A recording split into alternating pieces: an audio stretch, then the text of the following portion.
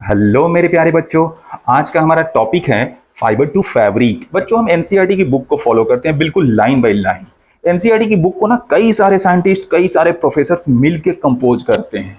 अगर हम एनसीईआरटी के बुक को पढ़ गए, फिर दुनिया के कोई भी एग्जाम्स हो, अपने स्कूल के एग्जाम हो, आगे कंपटीशन के एग्जाम हो, डॉक्टर या फिर इंजीनियरिंग फील्ड के, कोई भी क्वेश्चन इससे बाहर नहीं आते हैं। इसलिए हम एनसीईआरटी बुक को लाइन बाय लाइन फॉलो करते हैं। तो ये चैप्टर में हम क्या क्या पढ़ने वाले हैं, पहले उसको देख लेते हैं।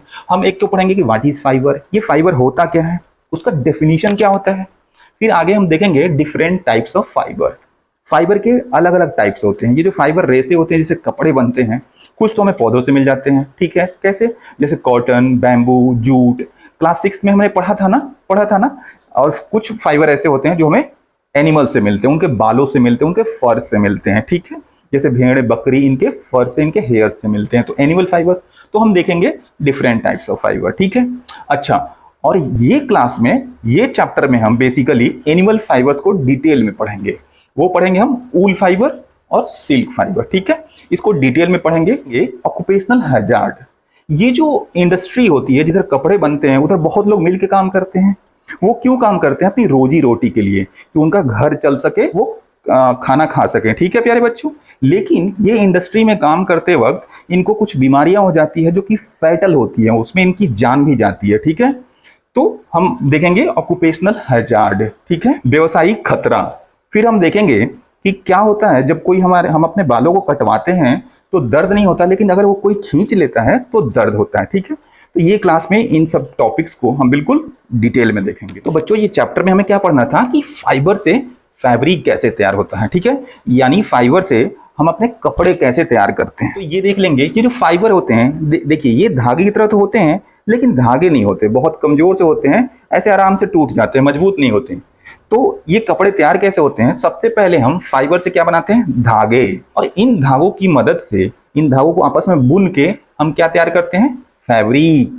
शर्ट पैंट के कपड़े या फिर लड़कियां सूट के कपड़े, वो फैब्रिक तैयार हो जाता है। वो फैब्रिक को फिर हम स्टिच करवा लेते हैं, तो हमारे सुंदर सुंदर कपड़े तैयार हो जाते हैं, ठीक है। तो ये हम देखेंगे कि फाइबर से कपड़े कैसे तैयार होते हैं, ठीक है प्यारे बच्चों, देखते हैं। अब हमारा मेन क्वेश्चन है, हमसे पूछ लिया जाए कि ये फाइबर होता क्या है। हम चैप्टर तो पढ़ने वाले हैं फाइबर टू फैब्रिक, लेकिन ये फाइबर क्या होता है? तो ये फाइबर देखते हैं। ये फाइबर ना धागे की तरह होता है, स्ट्रक्चर यानी बनावट इसका कैसे है? धागे की तरह है। लेकिन क्या ये धागा है?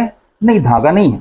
धागे तो लंबे लंबे होते हैं और मजबूत होते हैं, ये छोटे छोटे हैं और कमजोर से हैं। तो फाइबर थ्रेड की तरह स्ट्रक्चर है, धागे की तरह स्ट्रक्चर है, ठीक है। That can be spun into yarns, जिसको कि जब स्पिन कर दिया जाए तो वो क्या बन जाए? तो वो बन जाए धागा। That can be spun into yarns. अब देखिए, इसको हमने स्पिन कर दिया तो ये क्या बन गया? धागा बन गया। और फिर उस धागे से हम क्या तैयार कर लेते हैं? फैब्रिक। तो ये हो गया फाइबर का डेफिनेशन, ठीक है प्यारे बच्चों। तो हमने फाइबर देख लिया। अब हमारा अगला सवाल है कि फाइबर हमें मिलता कहां से है, फाइबर का सोर्स क्या है, ठीक है।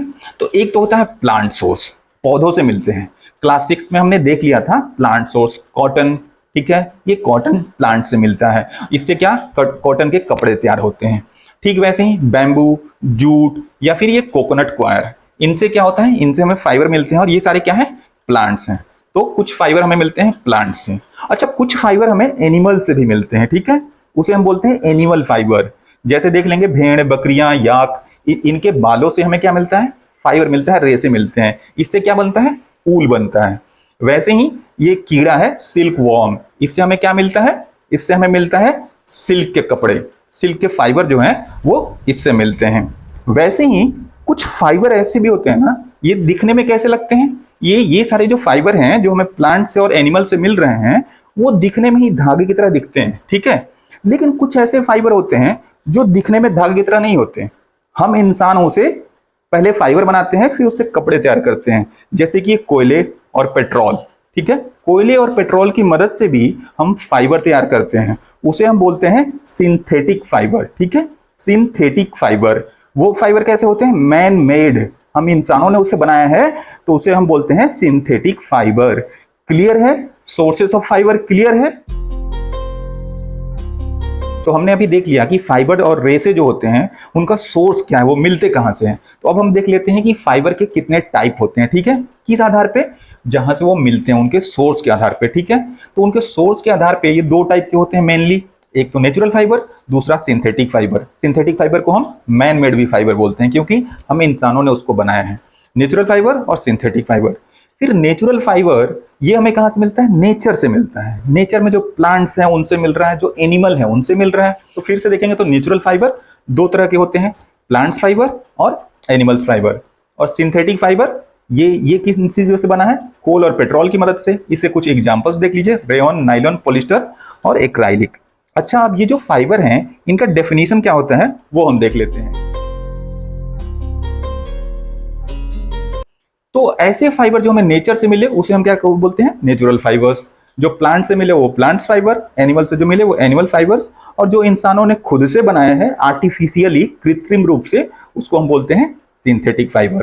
तो इसका डेफिनेशन है, बस ये याद कर लो बच्चों, the fibre which are obtained from, the fibre which are obtained from कहां से, nature, natural fibres, which are obtained from plants, plants fibre, obtained from animals, animals fibre, and obtained from petroleum products and coal. कैसे, तो artificially, कृत्रिम रूप से हम इंसानों ने बनाए हैं।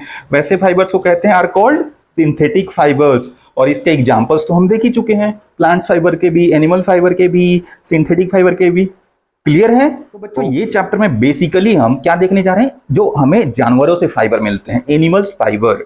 उसमें भी हम देखेंगे क्या, ऊल और सिल्क, ठीक है। प्लांट्स फाइबर क्लास 6 में हमने ऑलरेडी कवर किया हुआ है, हमने देखा हुआ है। अब हम देखेंगे ऊल, ठीक है। तो जी ये जो ऊल है बच्चों, ये हमें मिलता कहां से है, वो हमें मिलता है जानवरों के किससे, बालों से, हेयर से, फर से, ठीक है। जानवरों के बालों से मिलता है, ठीक है। और ऐसे जानवरों को हम क्या बोलते हैं, ऊल इल्डिंग एनिमल्स। मतलब ऐसे जानवर जिनसे हमें ऊल मिले उसे हम बोलते हैं ऊल इल्डिंग एनिमल्स, ठीक है। तो आपसे पूछ दे कि ऊल हमें कहां से मिलता है, ऊल फाइबर कहां से मिलता है, तो we get wool from the hairs, from the fur of wool yielding animals. कौन कौन से एग्जाम्पल पूछ ले तो आपको पता है, भेड़, याक, गोट, बकरियां, कैमल, ईटीसी, इनके बालों से मिलता है। क्लियर है। अच्छा, ये जो ऊल इल्डिंग एनिमल्स हैं जिनसे हमें ऊल फाइबर मिलता है, इनके बॉडी पे बालों की बहुत मोटी मोटी परत होती है, ठीक है। बालों की बहुत मोटी मोटी परत होती है। तो ये मोटू भाई साहब है, मोटू जानना चाहता है कि इन एनिमल्स के बॉडी पे बालों की मोटी परत क्यों होती है, ठीक है, वो हम देखते हैं। बच्चों ऐसे जानवर जिनसे हमें ऊल मिलता है, ऊल के फाइबर मिलते हैं, ऐसे जानवर अधिकांशतः कहाँ पाए जाते हैं, ऐसे जानवर अधिकांशतः पाए जाते हैं पहाड़ी इलाकों में। और पहाड़ी इलाकों में बहुत ठंड लगती है, तो ये जो बालों की जो मोटी परत है, ये बच्चों इन जानवरों को ठंड से बचाती है, इन्हें गर्म रखती है, ठीक है। टू कीप देम वार्म, इनको गर्म रखती है। तो इनको गर्म रखने के लिए ये जो ऊल इल्डिंग एनिमल्स हैं, इनके पास क्या होते हैं, बालों की मोटी परत है, thick coat of hairs to keep them warm, ठीक है।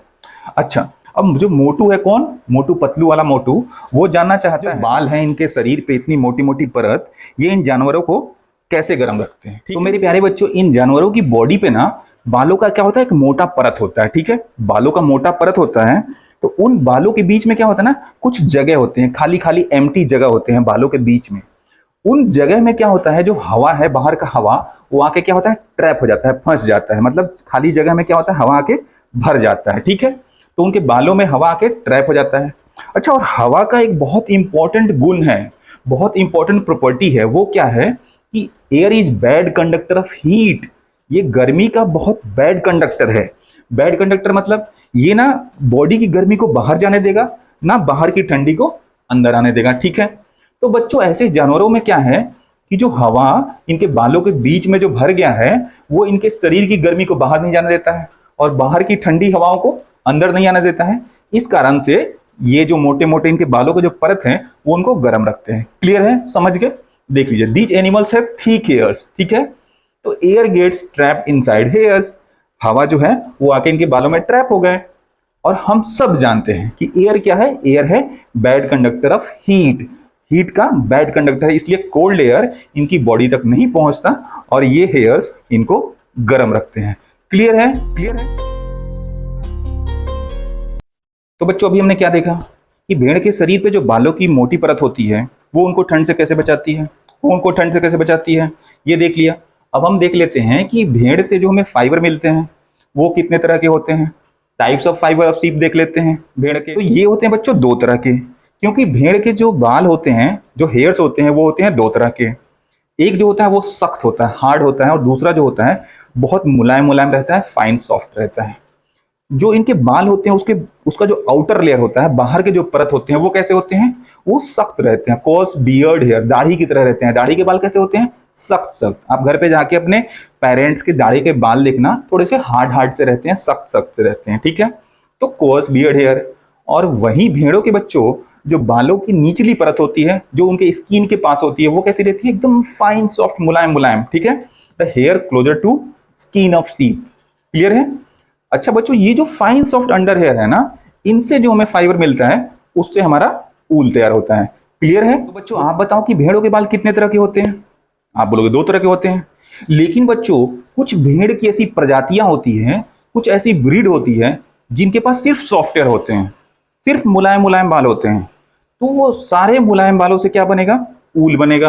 तो हमें क्या होगा, ज्यादा से ज्यादा ऊल मिल सकेगा ऐसी भेड़ की प्रजातियों से। ठीक है, क्लियर है। अब मोटू जानना चाहता, कौन मोटू, अरे मोटू पतलू वाला, कि ये कैसे पॉसिबल है। अभी तो आप बता रहे थे कि इनके बाल दो तरह से होते हैं, अब कह रहे हैं कि भेड़ की ऐसी प्रजातियां हैं जिनके सिर्फ सॉफ्ट हेयर्स हैं, ये कैसे पॉसिबल है। अच्छा, और ये ब्रीड क्या है, ठीक है। तो ब्रीड को बच्चों हम समझते हैं, वो देख लो आप, ये कुत्तों को देख लो, ये देखो कितना प्यारा प्यारा, कितना प्यारा प्यारा कुत्ता है, आहा। और ये देखो बकरी की तरह, लेकिन ये बकरी नहीं है, ये कुत्ता ही है, ठीक है। ये देखो ऐसे लग रहा होगा जैसे लोमड़ी है, लेकिन ये कुत्ता ही है। लोमड़ी की तरह दिख तो रहा है बट है कुत्ता ही। और ये देखो शेर की तरह बिल्कुल, बट ये भी कुत्ता है। तो ये सारे के सारे जो हैं वो क्या है, कुत्ते हैं, ठीक है। लेकिन इनका देखो, इनका शेप, इनका आकार, इनका रंग अलग अलग है। तो ये क्या है, कुत्तों की अलग अलग ब्रीड है। तो वैसे ही भेड़ जो है उनकी अलग अलग ब्रीड होती है। किसी भेड़ में के सारे बाल क्या होते हैं, मुलायम होते हैं, और बाकी जो भेड़ होते हैं उनके दो तरह के बाल होते हैं। क्लियर है, क्लियर है, ओके। ठीक है सर, अब हमें बताओ व्हाट इज सेलेक्टिव ब्रीडिंग। तो बच्चों सेलेक्टिव ब्रीडिंग समझने से पहले हम एक बात देख लेते हैं।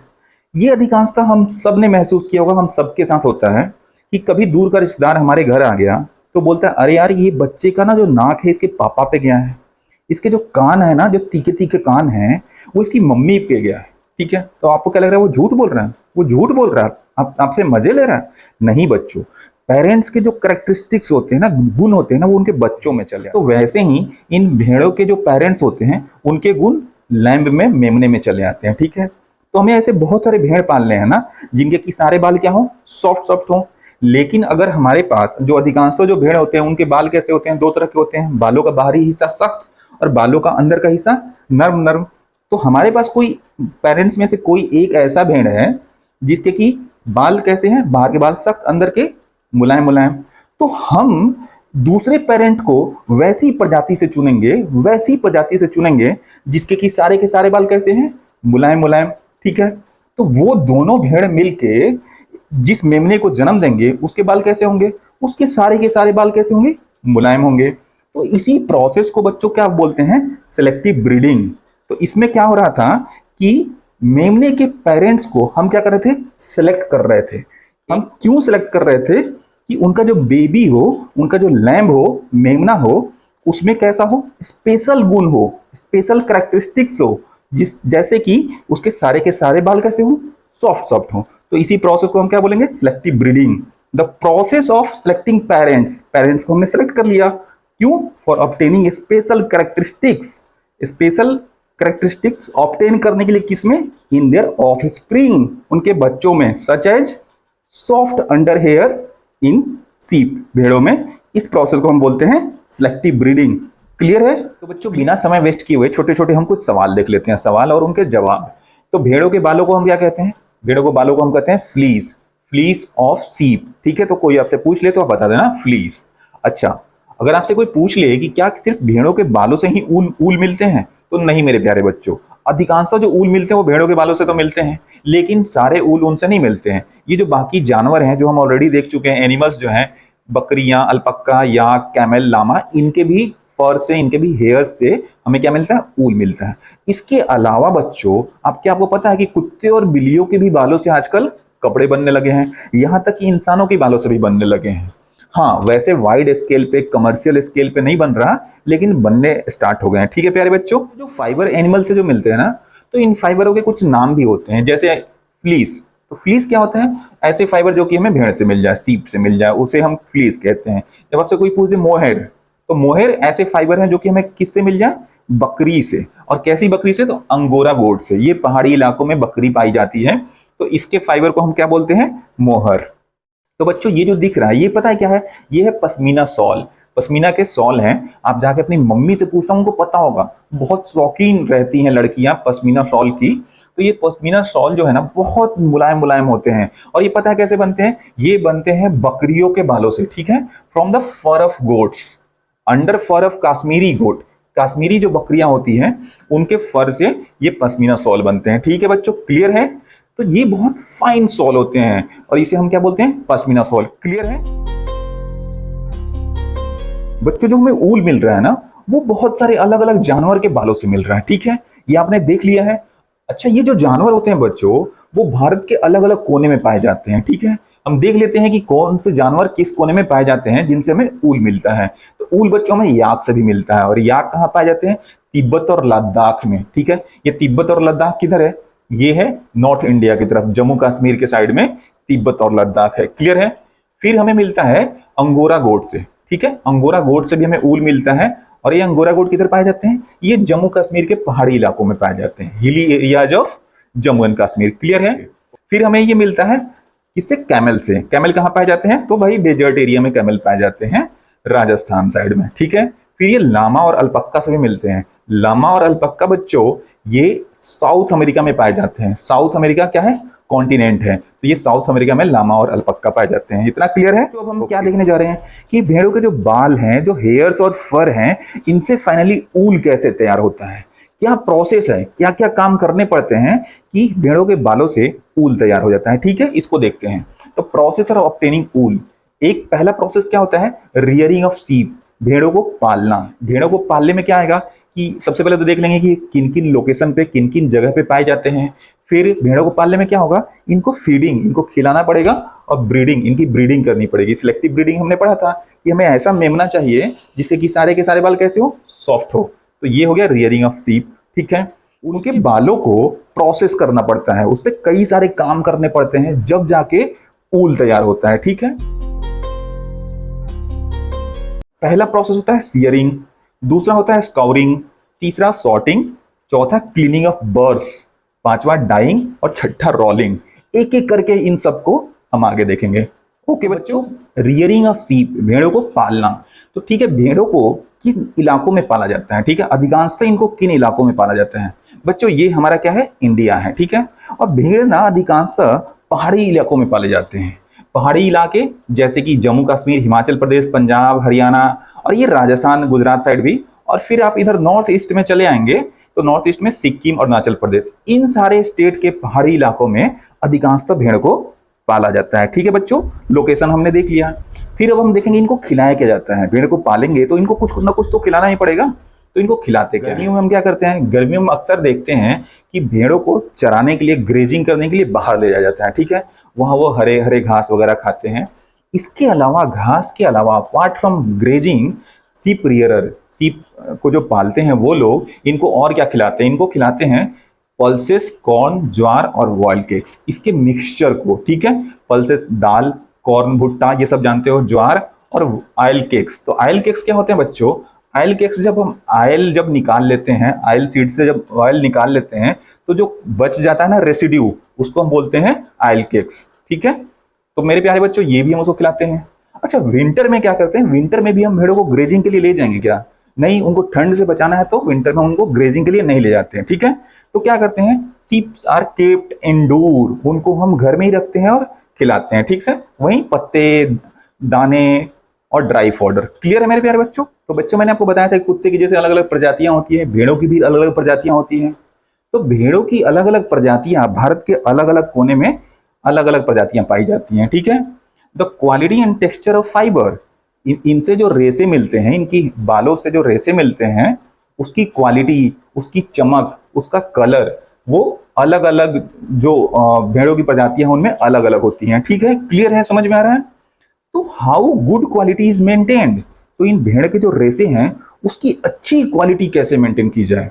तो बच्चों मैंने आपको बताया था, याद करो, वो हम अच्छी क्वालिटी मेंटेन करते हैं सिलेक्टिव ब्रीडिंग से।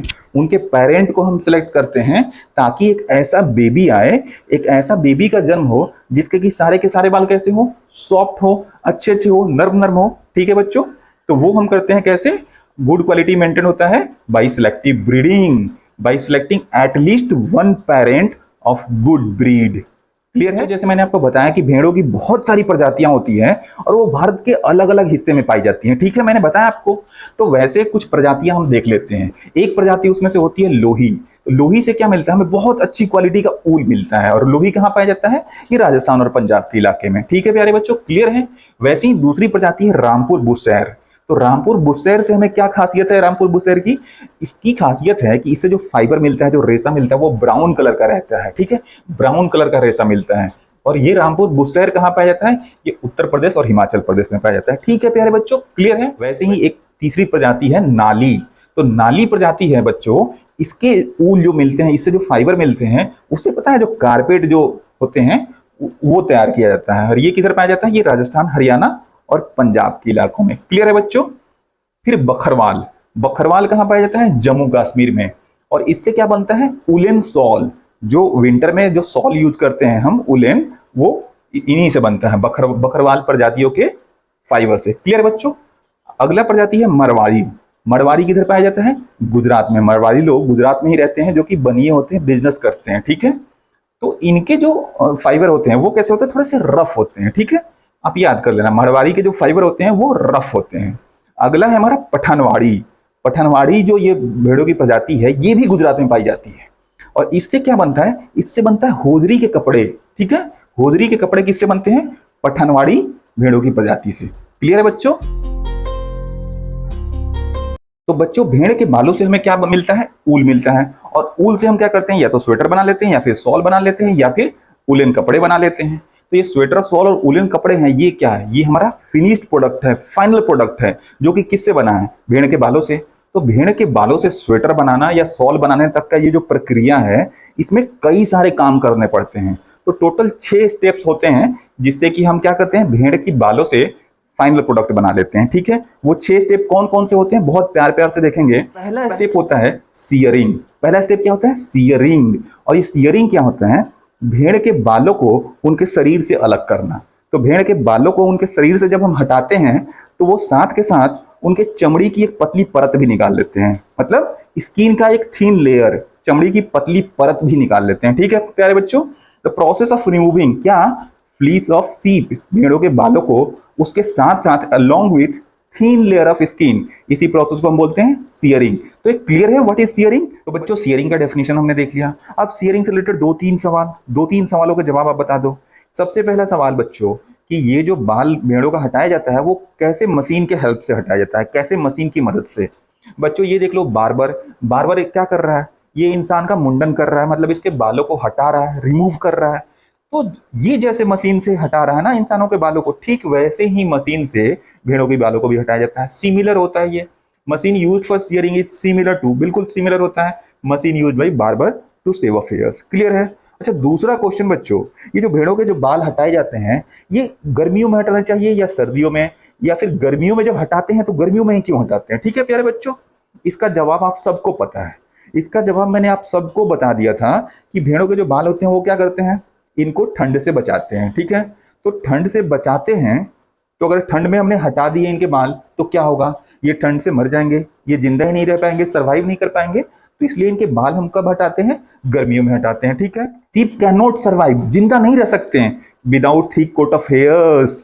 कब, विंटर सीजन में। विंटर सीजन में बालों के बिना ये जिंदा ही नहीं रह सकते, इसलिए इनके बालों को समर में, गर्मियों में हटाया जाता है। क्लियर है बच्चों। तो हम सियरिंग से रिलेटेड अपना तीसरा सवाल भी देख लेते हैं। जब हम सियरिंग करते हैं, मतलब भेड़ों के बाल को जब हम हटाते हैं, तो साथ के साथ हम क्या करते हैं, उनकी चमड़ी की ऊपरी लेयर भी हटा लेते हैं, स्किन की अपर लेयर। ठीक है, तो हमारा सवाल है कि क्या सियरिंग के टाइम पे भेड़ों को दर्द होता है, बताओ। नहीं बच्चों, भेड़ों को बिल्कुल दर्द नहीं होता है।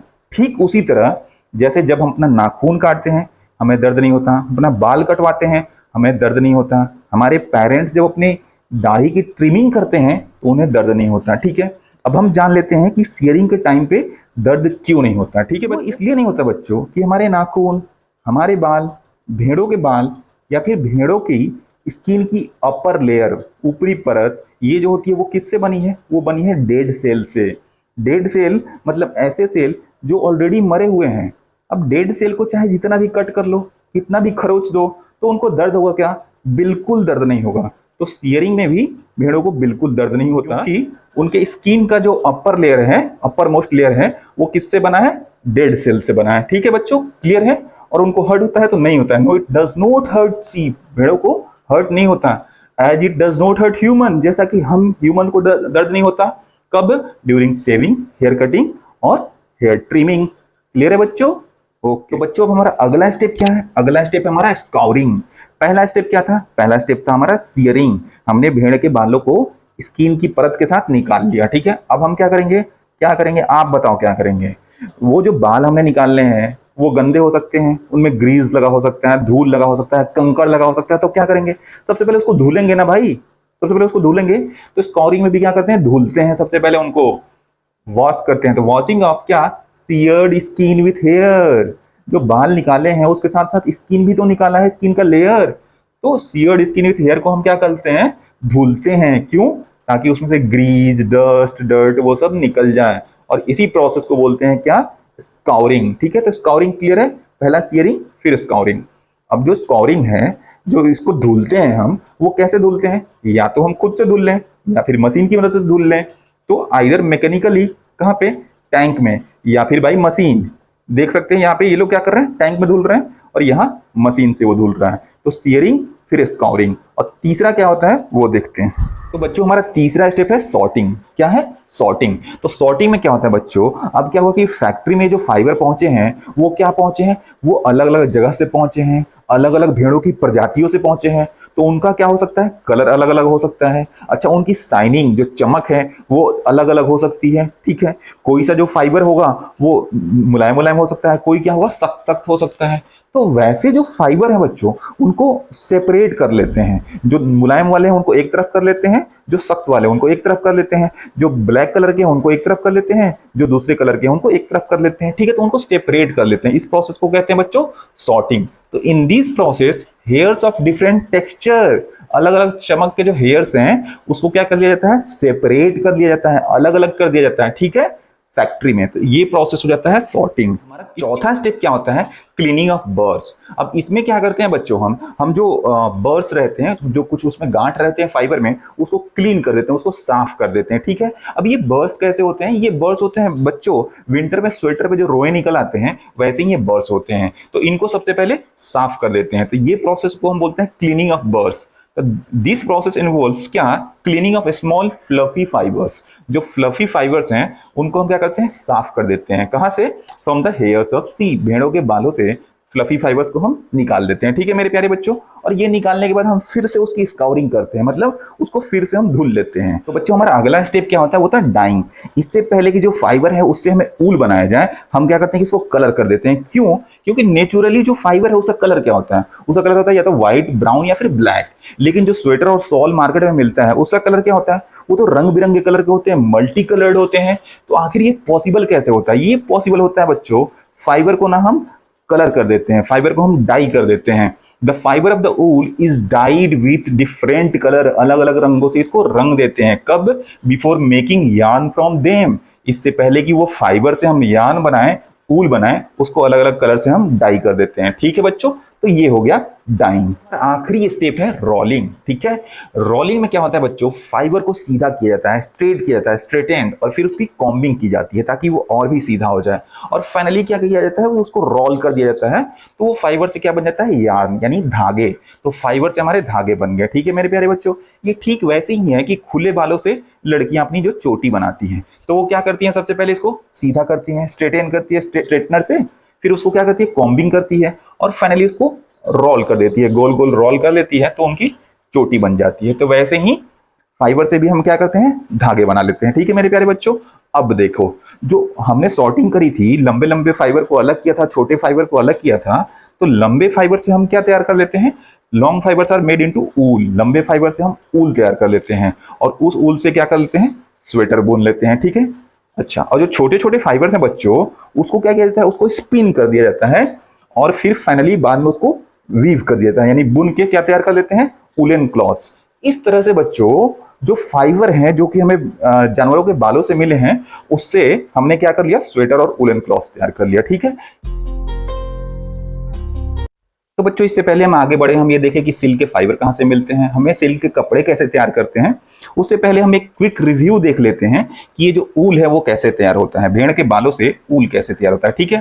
पहला स्टेप हमारा क्या था, सियरिंग। इसमें हम क्या कर रहे थे, भेड़ के बालों को उनके स्किन से हटा ले रहे थे, रिमूव कर दे रहे थे, ठीक है। और साथ के साथ क्या कर रहे थे, हम उनके स्किन की एक पतली लेयर भी निकाल दे रहे थे, ठीक है। ये प्रोसेस को हम क्या कहते हैं, सियरिंग। अगला हमारा स्टेप था स्काउरिंग। स्काउरिंग में क्या हो रहा था, ये जो बालों को जो हमने रिमूव किया है, हटाया है, उसको धुल लेते हैं, उसको वॉश कर देते हैं, ठीक है। कैसे करते हैं, या तो टैंक में मैन्युअली खुद से करते हैं या फिर मशीन की मदद से कर देते हैं, ठीक है प्यारे बच्चों। अगला स्टेप क्या होता है, सॉर्टिंग। अब क्या है कि फाइबर जो भेड़ के जो बाल है, जो रेसे हैं, वो अलग अलग जगह से हमने इकट्ठे किए हैं फैक्ट्री में। कुछ क्या है, कुछ के कलर अलग अलग हैं, कुछ के टेक्सचर चमक अलग अलग है, कुछ लंबे हैं, कुछ छोटे हैं। तो इन सब फाइबर को अलग अलग सेपरेट कर लेते हैं, ठीक है। लंबे वाले को एक तरफ कर लेंगे, छोटे वाले को एक तरफ, ब्लैक वाले को एक तरफ, व्हाइट वाले को एक तरफ, तो हम सॉर्टिंग कर लेते हैं। चौथा स्टेप हमारा क्या होता है, क्लीनिंग ऑफ बर्ड्स। बच्चों ये जो फाइबर, ये जो रेसे होते हैं जो भेड़ के बालों से हमें मिले हैं, इसमें कई गांठे या फिर बर्ड्स होते हैं, तो उसको हम क्या कर देते हैं, रिमूव कर देते हैं, हटा देते हैं। बर्ड्स क्या होता है, जैसे विंटर में क्या होता है, हमारे स्वेटर में रोए निकल जाते हैं, तो बर्ड्स भी वैसे ही होते हैं, फ्लफी फ्लफी, उसको हम रिमूव कर देते हैं, ठीक है बच्चों। अगला स्टेप होता है डाइंग, यानी ये जो फाइबर है, इससे पहले कि ये फाइबर, ये रेसों से हम धागे बनाएं, हम क्या करते हैं, इसको कलर कर देते हैं। क्यों, क्योंकि जो फाइबर होते हैं वो अधिकांशतः किस कलर के होते हैं, या तो व्हाइट या फिर ब्राउन या फिर ब्लैक। लेकिन हम जो स्वेटर पहनते हैं वो किस कलर के होते हैं, तो मल्टीफुल कलर के होते हैं, मल्टी कलर्ड होते हैं, रंग बिरंगे। तो इसलिए हम क्या करते हैं कि इन फाइबरों को हम रंग देते हैं, ठीक है मेरे प्यारे बच्चों। अच्छा, उसके बाद हम क्या करते हैं, रोलिंग। अब ये फाइबरों को हमने रंग दिया है, तो इसको रोल करते हैं, तो इससे क्या बन जाता है, धागा बन जाता है। अब इस धागा जो हमें मिल गया, अब इस धागे को या तो स्वेटर इससे बुन लो या फिर इससे वूलन क्लॉथ तैयार कर लो। तो इस तरह से बच्चों हम क्या करते हैं कि फाइबर से स्वेटर या फिर वूलन क्लॉथ्स तैयार कर लेते हैं। तो बच्चों हमारा अगला टॉपिक क्या है, ऑक्यूपेशनल हैजार्ड। ऑक्यूपेशन मतलब जॉब, मतलब जॉब में खतरे। तो बच्चों हम इसमें देखेंगे कि वूल इंडस्ट्री में किस तरह के खतरे हैं जॉब में, ठीक है, क्लियर है। इससे पहले हम ये देख लेते हैं बच्चों कि वूल इंडस्ट्री में क्या है, हजारों हजार की संख्या में लोग काम करते हैं। क्यों, क्योंकि उन्हें रोजी रोटी मिल सके, उन्हें कुछ पैसे मिले जिससे कि उनका परिवार चल सके, ठीक है बच्चों। इसलिए जो वूल इंडस्ट्री है वो क्या है, बहुत इंपॉर्टेंट मीन्स ऑफ लिवलीहुड है, रोजी रोटी का क्या है, जरिया है, ठीक है मेरे प्यारे बच्चों। अब देखते हैं हम कि वूल इंडस्ट्री में किनका जॉब खतरे में रहता है, किनकी लाइफ जो है, जिंदगी खतरे में रहती है जॉब में। तो बच्चों वो रहती है सॉर्टर्स की, ठीक है। सॉर्टर्स कौन से होते हैं बच्चों, हमने स्टेप 3 क्या पढ़ा था, सॉर्टिंग। इसमें हम क्या कहते हैं कि फाइबर जो होते हैं, जो अलग अलग तरह के होते हैं, उनको अलग कर लिया जाता है, सेपरेट कर दिया जाता है, ठीक है। तो बच्चों ऐसे लोग जब वो फाइबर के बीच में बैठ के सेपरेट करते हैं, तो फाइबर में कुछ बैक्टीरिया होते हैं, वो बैक्टीरिया से ये लोग इन्फेक्टेड हो जाते हैं और इनको एक बीमारी हो जाती है जिसे हम एंथ्रैक्स कहते हैं, ठीक है। या एंथ्रैक्स को हम क्या बोलते हैं, और सॉर्टर्स डिजीज। तो या तो एंथ्रैक्स या फिर बच्चों सॉर्टर्स डिजीज। और ये बीमारी ना बच्चों बहुत खतरनाक होती है, वेरी फैटल। इससे बच्चों जान भी जाती है लोगों की, ठीक है बच्चों। तो कितनी विडंबना है कि इनको पता है कि इनकी जिंदगी खतरे में है, बट फिर भी ये काम करते हैं। तो बच्चों हम जो पढ़ाई करते हैं, तो हम पढ़ाई इसीलिए करते हैं कि ऐसे प्रॉब्लम के बारे में देखें कि ऐसे प्रॉब्लम का कोई सॉल्यूशन है कि नहीं।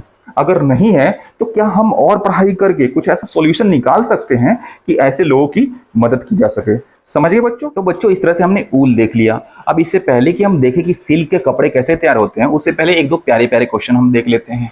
पहला क्वेश्चन है कि बूझो जानना चाहता है कि जब हम बाल की कटिंग करवाते हैं तो दर्द नहीं होता, लेकिन कोई हमारे बाल को जब खींचता है तो क्यों दर्द होता है। तो बच्चों जब हम बाल की कटिंग करवाते हैं तो हमने ऑलरेडी देखा हुआ था कि हमारे बाल किस चीज से बने हुए हैं, डेड सेल से बने हुए हैं, मतलब ऐसे सेल जो मरे पड़े हैं। तो उसको एक बार कट करो, दो बार कट करो, मरे सेल को चाहे जितनी बार भी कट कर दो, दर्द होगा क्या? नहीं होगा ना, क्योंकि ऐसे सेल जो ऑलरेडी मरे पड़े हैं उनको क्या दर्द होगा। ठीक है, इसलिए जब हम कटिंग कराते हैं तो दर्द नहीं होता। लेकिन बच्चों ये जो हमारे बाल हैं वो हमारे खोपड़ी में किससे जुड़े हैं? वो जुड़े हुए हैं लिविंग सेल से, जिंदा सेल से जुड़े हुए हैं। लिविंग सेल से देखें बाल हमारे जुड़े हुए हैं। तो जैसे ही कोई हमारे बाल को प्लग करता है तो ये जो जिंदा सेल है ना, लिविंग सेल, यहाँ पे दर्द होता है। ठीक है मेरे प्यारे बच्चों। तो हेयर्स इज अटैच्ड, जुड़े हुए हैं किससे? To the scalp with living cell, जिंदा सेल से जुड़े हुए हैं। So it's hurts while plucking the hair, इसलिए कोई हमारे बाल को प्लक करता है, खींचता है तो दर्द होता है। ठीक है, तो बच्चों हमारा दूसरा क्वेश्चन होगा कि बुझो जानना चाहता है कि कॉटन के कपड़े सर्दियों में गर्म क्यों नहीं रखते हैं जैसे कि विंटर के कपड़े रखते हैं। तो बच्चों ये हमने ऑलरेडी देखा हुआ है। ठीक है, हमने ऑलरेडी देखा हुआ था कि विंटर के जो कपड़े होते हैं, स्वेटर, उनके बीच में क्या होता है, खाली जगह, उसमें क्या होता है, एयर आकर ट्रैप हो जाता है, फंस जाता है, भर जाता है। और एयर क्या है, बैड कंडक्टर ऑफ हीट, तो ये हमारे बॉडी की गर्मी को बाहर नहीं जाने देता है और बाहर की ठंडी को अंदर नहीं आने देता है। इसलिए क्या होता है कि वूलन क्लॉथ्स हमें गर्म रखते हैं। लेकिन ये जो कॉटन क्लॉथ्स होते हैं बच्चों, ये बहुत पतले होते हैं, are thinner and do not trap air, जगह ही नहीं होती है तो एयर ट्रैप नहीं करते हैं, इसलिए वो हमें गर्म नहीं रखते हैं विंटर में। So they do not keep us warm in winter. और वूलन क्लॉथ्स क्या रखते हैं, हमें गर्म रखते हैं। क्लियर है बच्चों? अब हम देख लेते हैं सिल्क के कपड़े कैसे बनते हैं। बच्चों हम देखेंगे सिल्क, यानी ये सिल्क के जो फाइबर हैं, सिल्क के जो रेसे हैं, वो हमें कहाँ से मिलते हैं, हम ये देखेंगे। फिर इसमें हम देखेंगे कि सेरीकल्चर क्या होता है। ठीक है, फिर हम देखेंगे कि सिल्क के फाइबर जो इन कीड़ों से मिलते हैं, तो उससे हम सिल्क के कपड़े कैसे तैयार करते हैं। ठीक है, तो सबसे पहले हम ये देख लेते हैं कि सिल्क के फाइबर हमें किससे मिलते हैं। सिल्क के फाइबर बच्चों हमें मिलते हैं सिल्क वॉर्म से, ये इन कीड़ों से हमें मिलते हैं।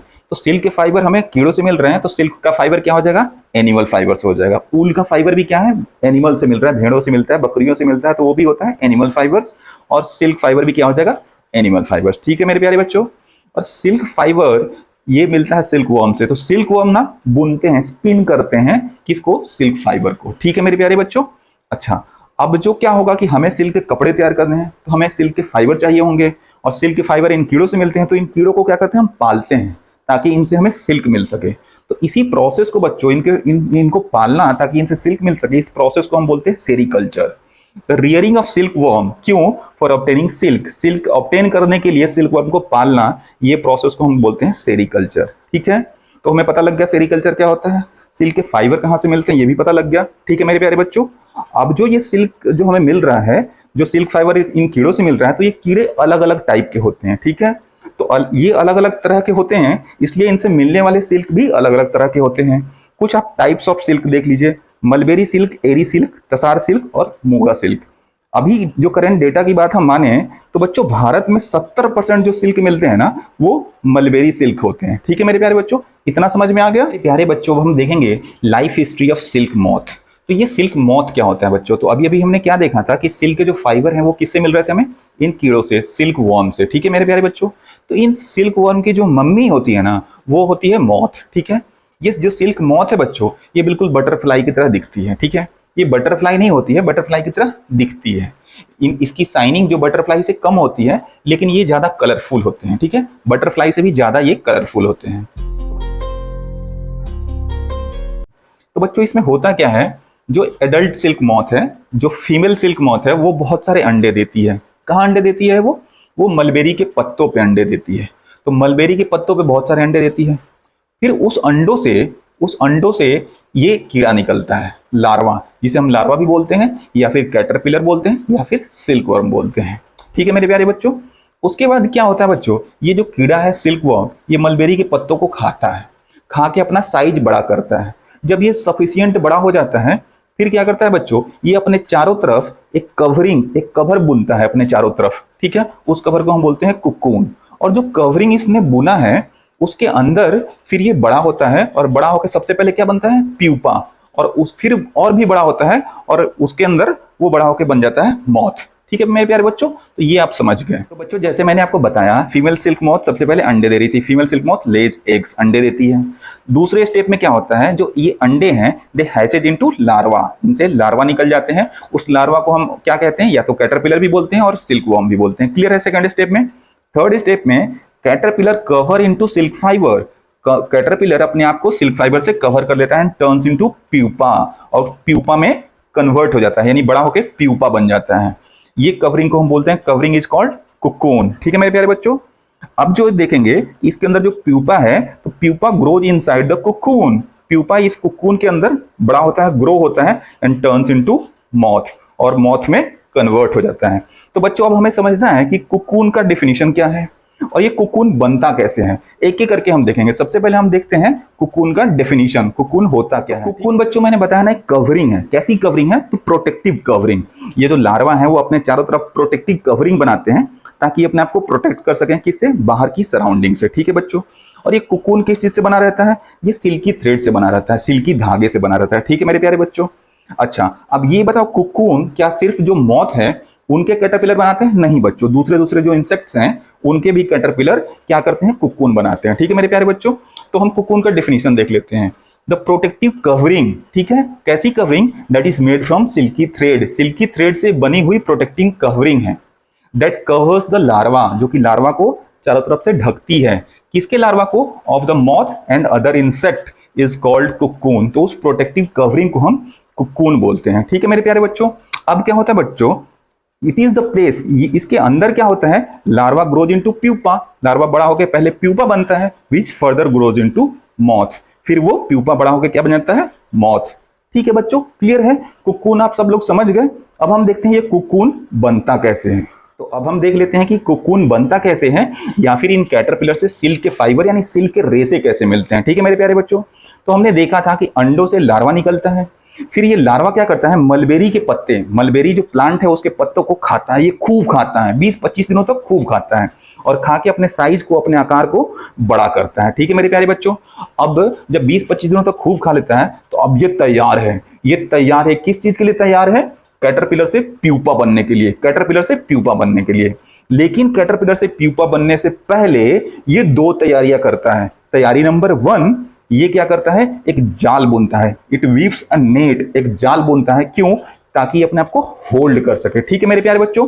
अब होल्ड क्यों कर सके ये हम समझते हैं। देखिए ये छोटा सा कीड़ा कितना दिमाग लगाता है। ठीक है, इसको भी पता है कि ये अपने आप को चारों तरफ से कवर में ढकने वाला है। ठीक है, मान लो कि ये नेट ना बनाए जो कि इसको होल्ड करे, तो पता चला कि तेज हवाएं चलेगी, ये बॉम्बे का कीड़ा उड़ के सीधा दिल्ली पहुंच जाएगा। ठीक है, बाद में जो वो कवरिंग से वो कीड़ा बाहर निकलेगा, मॉथ बाहर निकलेगा, फिर वो अपने मम्मी पापा को ढूंढेगा, उसके मम्मी पापा तो बॉम्बे हैं।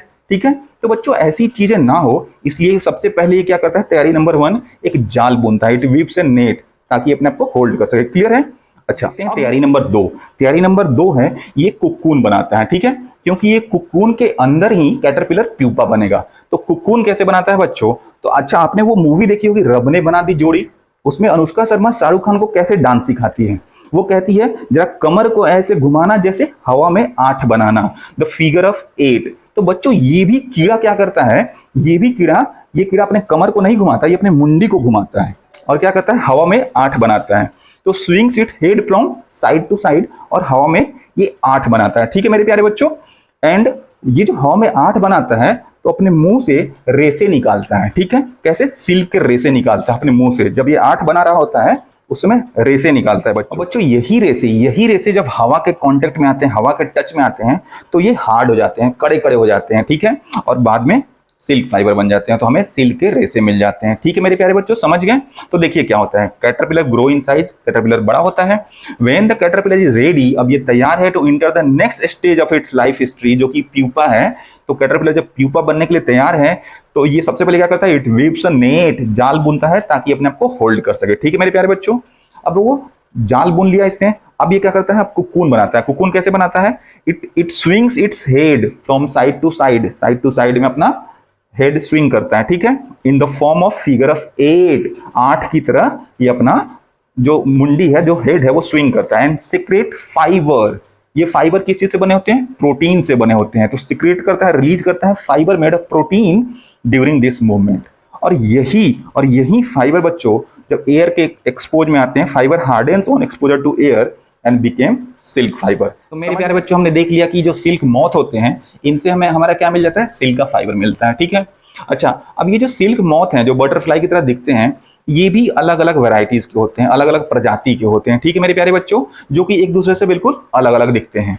इसीलिए क्या होता है, इनसे जो सिल्क के धागे निकलते हैं वो भी अलग अलग होते हैं। वो डिफरेंट टेक्सचर के होते हैं, डिफरेंट इन टेक्सचर। किसी का कलर अलग होगा, कोई मुलायम होगा, कोई हार्ड होगा। ठीक है, कोर्स, स्मूथ, शाइन। ठीक है मेरे प्यारे बच्चों, ये क्लियर है? अच्छा, अब जो ये अलग अलग टाइप के जो सिल्क होते हैं, तसार सिल्क, मुगा सिल्क, कोसा सिल्क, ETC, ये जो हैं ये किससे मिलते हैं बच्चों? ये मिलते हैं हमें कुकून से। ठीक है, डिफरेंट जो मॉथ है डिफरेंट टाइप ऑफ मॉथ हैं उनके कुकून से हमें ये अलग अलग टाइप के सिल्क मिलते हैं। ठीक है, सबसे कॉमन सिल्क बच्चों कौन सा है? The most common silk moth कौन सा है? वो है मलबेरी सिल्क मॉथ। और इसी मलबेरी सिल्क मॉथ से हमें क्या मिलता है? Mulberry silk. ठीक है मेरे प्यारे बच्चों, ये क्लियर है? अच्छा, silk fibre from mulberry moth, ये जो मलबेरी मॉथ है इससे जो हमें सिल्क फाइबर मिलता है वो कैसा होता है? वो बहुत सॉफ्ट सॉफ्ट रहता है, मुलायम रहता है, लस्ट्रस, चमकदार रहता है, एंड इलास्टिक, और वो लचीला भी होता है, इलास्टिक भी होता है। तो वो कैसा होता है? सॉफ्ट, मुलायम, लस्ट्रस, चमकदार और elastic, and can be died into many colour, और बहुत सारे कलर से उसको हम कलरफुल कर सकते हैं। ठीक है मेरे प्यारे बच्चों, इसलिए सिल्क की साड़ियां ना बहुत मुलायम मुलायम, बहुत इलास्टिक होती है और बहुत कलरफुल होती है। तो बच्चों हम एक छोटी सी एक्टिविटी कर लेते हैं।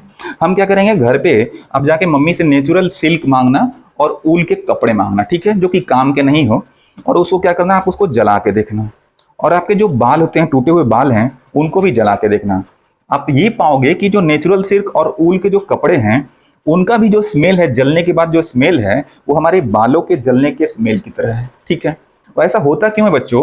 क्योंकि ये सब जो है ना वो प्रोटीन से बने होते हैं। Natural silk, hairs and wool all are made of protein, ये सब के सब प्रोटीन से बने होते हैं। इसलिए वो लोग जो स्मेल करेंगे तो एक ही जैसे स्मेल करेंगे। कैसे स्मेल करेंगे? तीनों के तीनों बर्निंग हेयर की तरह, जले हुए बाल की तरह इन तीनों का स्मेल होगा। ठीक है मेरे प्यारे बच्चों।